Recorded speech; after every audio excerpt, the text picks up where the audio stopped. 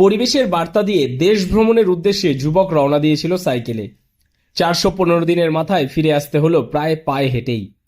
নদিয়ার শান্তিপুর শহরের 22 নম্বর ওয়ার্ডের নবীনপল্লীর বাসিন্দা রাজীব কুমার রায় 2023 সালে গোটা ভারতবর্ষ ভ্রমণের জন্য নিজের সাইকেল নিয়ে বের হয় সে তার বাড়ি থেকে। পরিবেশের বিভিন্ন বার্তা সকলের কাছে পৌঁছে দেওয়াই এই ভ্রমণের মূল উদ্দেশ্য ছিল তার।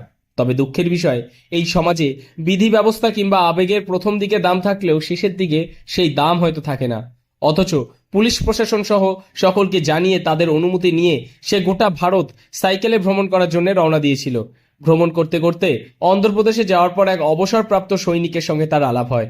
তার বাড়ির ভেতর থেকেই এরপরেই হঠাৎ করে তার সঙ্গে থাকা মোবাইল ফোন এবং সাইকেল চুরি হয়ে যায়। এরপর মাথায় আকাশ ভেঙে পড়ে তার।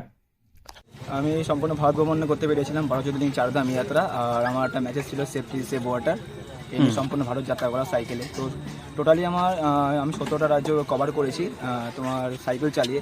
তো 17 রাজ্য কভার করেছি, তোমার 16,192 কিলোমিটার সাইকেলিং করেছি। তার মধ্যে অনেক কিছু দেখেছি, শুনেছি, কিন্তু কিছু জায়গায় এসে সব কিছু স্টপ হয়ে যায়। তো একই দিনে আমার ফোন চুরি হয়ে যায়, প্লাস সাইকেলটা চুরি হয়ে যায়। তো পুলিশের কাছে গেছি, সব কিছু আমার বলে এসে সব দেখছে, ওরা আমার সাথে কন্ট্যাক্টও আছে, পুলিশের সঙ্গে কন্ট্যাক্টও আছে। তো অবশ্যই কিছু একটা করবে। তবে এর থেকে বড় কথা, ভারাক্রান্ত মন নিয়ে যখন স্থানীয় থানায় এসে অভিযোগ জানায়, তখন সেই অবসরপ্রাপ্ত সেনা তাকে একটি সাইকেল কিনে দেওয়ার কথা বললেও তা সময় সাপেক্ষ জেনে ভারাক্রান্ত মন নিয়েই লক্ষ্যে পৌঁছানোর আগেই 16,000 কিলোমিটার পথ সাইকেল রাইড করে তাকে ফিরে আসতে হয় নিজের বাড়িতে। যদিও তার ভারত ভ্রমণের প্রায় অর্ধেকের বেশি সম্পন্ন হয়ে গিয়েছিল, কিন্তু সাইকেল চুরি হওয়ার পর কিছুটা ট্রেনে ভ্রমণ এবং শেষমেশ পায়ে হেঁটেই বাড়ি ফিরছে ওই যুবক।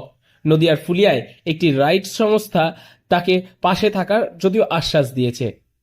খারাপ অভিজ্ঞতা বলতে আমাদের আজ পর্যন্ত হয়নি। ওর যেটা হয়েছে তারপরে ওর সাথে আমার যোগাযোগ হয়েছে, আমাদের বিকে বাইসাইকেল কিক আমাদের গ্রুপের নাম, সেখানে ওকে ডাকা হয়েছিল বা ওর সাথে কন্টিনিউ কথা হচ্ছে। ও যখন জানতে পারলাম যে ওর সাইকেলটা চুরি হয়েছে, সেটা আমাদের কাছে একটা খুব খারাপ লেগেছিল ব্যাপারটা।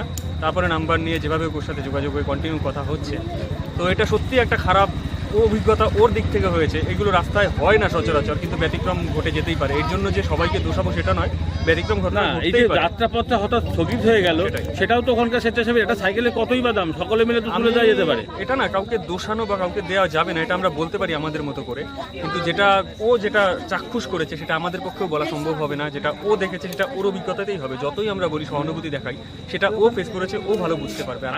যুবক জানায়, প্রথম থেকে শেষ পর্যন্ত তার আত্মীয় স্বজন বন্ধু বান্ধব সকলের পাশেই থেকেছে, সেই কারণে এই যাত্রা সে সম্পূর্ণ করতে পেরেছে। তবে কিছুদিন বাড়িতে থেকে আবারও একটি সাইকেলের ব্যবস্থা করে বেরোতে হবে তাকে মাস তিনেকের মধ্যেই। যাওয়ার দিনের মতোই এলাকার মানুষের উচ্ছ্বাস ধরা পড়ে। এদিনও রীতিমতো ব্যান্ড পার্টি বাজনা, গলায় জয়মাল্য পরিয়ে সংবর্ধনা দিয়ে বাড়ি ফেরালো ওই যুবককে প্রতিবেশীরা। নদিয়া থেকে মৈনাক দেবনাথের রিপোর্ট, লোকাল 18 বাংলা।